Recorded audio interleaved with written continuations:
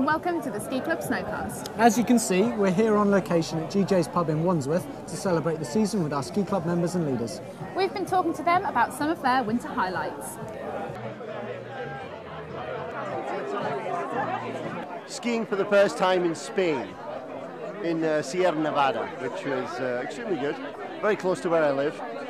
Took a couple of days up there, really enjoyed it. Season highlight is probably going to be taking some of the 3,000 students from varsity to a resort that was green when I arrived, that turned blissfully kind of powder covered, and getting some of them out for the first time up to kind of knee-deep, thigh-deep powder, and getting them falling over all over the place. I'd say having loads of unexpected snow right at the end of the season, fresh powder on like the 13th of April, that was pretty amazing. I learned to ski off-piste this season. I'm originally a snowboarder, I got a pair of skis, and I've had some amazing off-piste conditions and it's been awesome.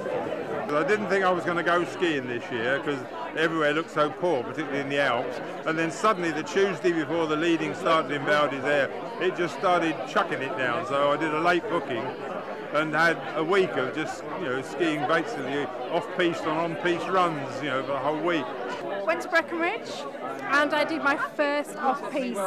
I've been a piste princess for years. I sat having a full English breakfast in the alpaca, watching the pisteurs throw dynamite and blow up the freshly fallen foot of powder, and then I watched them come down, and as soon as the lifts were open I went up and I copied them. I did exactly the same run and I did 60 link powder turns in one go and then collapsed in a heap at the bottom.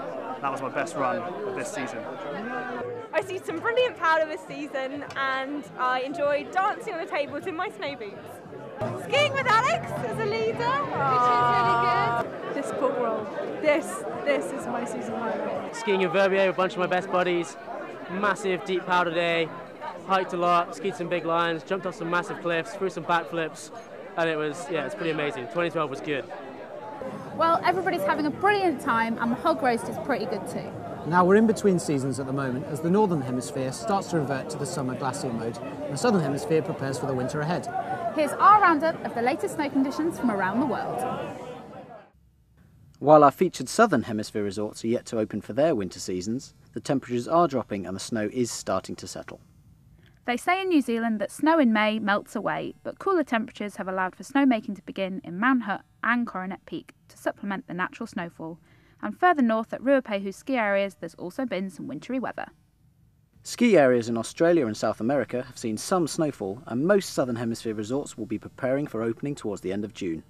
In North America, Whistler's Black Cone Mountain and Timberline, Oregon are still offering skiing on the deep snow bases that accumulated over the winter seasons.